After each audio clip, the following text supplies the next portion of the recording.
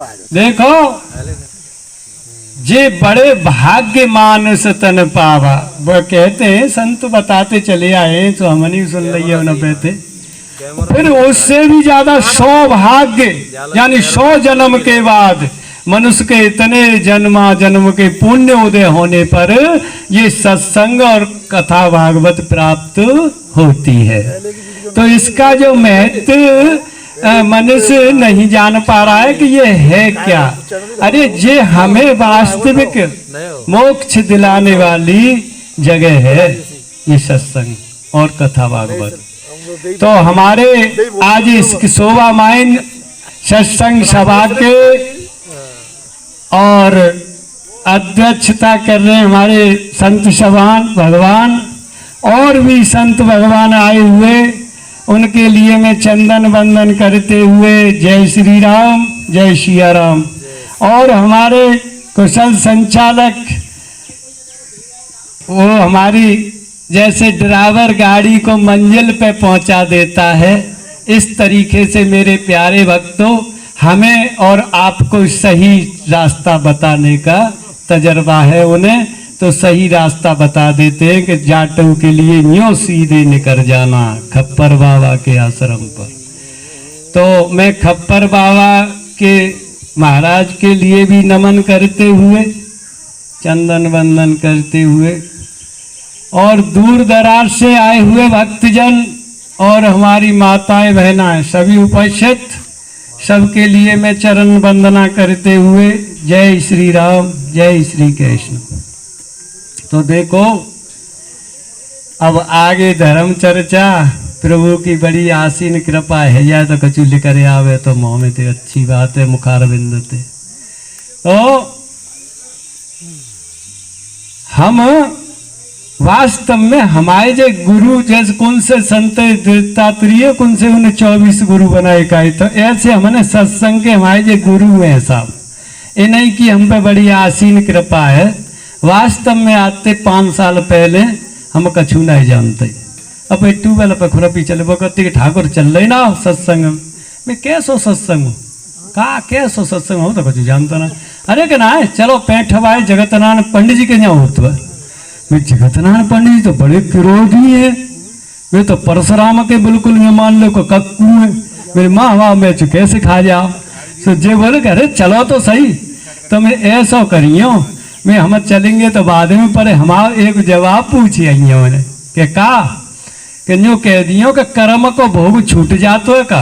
एक आगे का किसान ने पूछिए हमें, वो सत्संग आए की कह रहे पंडित जी बड़े चक्कर में पड़ गए कि भाई जो बा व्यक्ति है तो लाभ ले भाई कि भाई यूँ कह रहे हैं कि जो कर्म को भोग छूट जातो है का।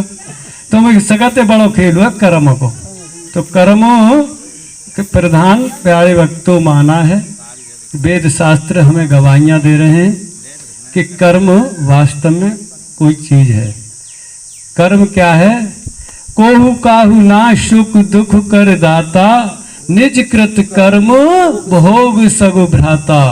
जब हम कर्म के ऊपर ही मनुष्य को निर्धारित कर दिया है वेद शास्त्रों ने और परमात्मा ने, तो फिर हम विधाता को दोषी क्यों बनाते रहते हैं? हमें बड़े आश्चर्य की बड़े कष्ट की बात है कि कर रहे हैं कुकर्म हम और भोगने की बारी आई, सड़ रहे हैं, कीड़े पड़ रहे हैं हमारे, तो हे विधाता हे राम बड़ा बुरा किया।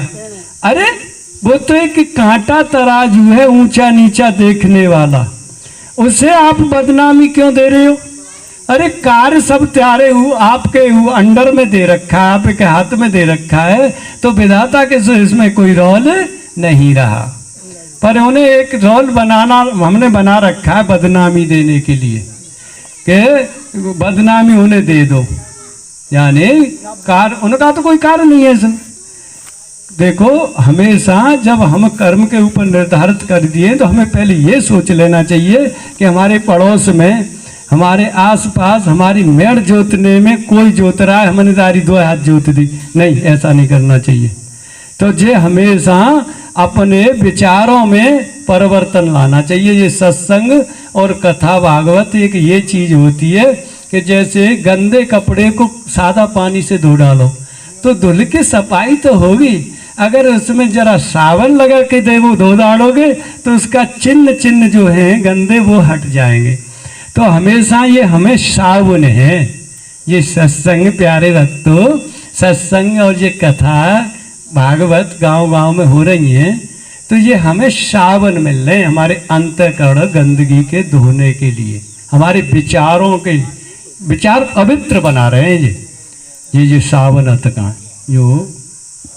तो और एक व्यक्ति ने मुझे एक दिन ये पूछा, मैंने कि भाई अब टाइम मिल जाए तो ऐसी भागवत की बड़ी भीड़ कर रही है, मेरे तो ऐसा सौभाग्य कहाँ है, सो ऐसी मंच पे बोल जाऊंगा मैं। भाई मैंने कि मैं बता तो देता पर मुझे टाइम नहीं मिल रहा। तो एक व्यक्ति ने उस ला के उसे कर दिया, करे न कहने टाइम दे दो, तो दे दो सा 5 मिनट का टाइम। तो वे कि भाई ऐसा है तुम्हें टाइम काय को दो है, मैं सा हमें जिन्ने दे पाए दो है काय विषय में, कि जा विषय में कि कथा में और सत्संग में मनुष्य सोता क्यों है। तो जिनने जो कहिए तुम बताओगे, तुम सत्संग में वैसी समोसा खा डोल तो गाँव गाँव में प्रभु की कृपा हैगी तो बताए तो देंगे, पर मेरी माँ तक हमें पहुँचाए तो दो कि ठीक है वो जाएगी के आए पहुँच गए सब। जय श्री राधे, जय श्री कृष्ण आएगो नंबर। हमने कही में देखो ये व्यक्ति कथा में और सत्संग में क्यों सोता है कि ये फूलों की सेज है। ओहो हारे नीरे तुम हो हैं और तुम्हें कांटों के ऊपर लुटाया जाए तो भला नींद आ जाएगी तुम्हें, कोई सवाल नहीं नींद आ जाए।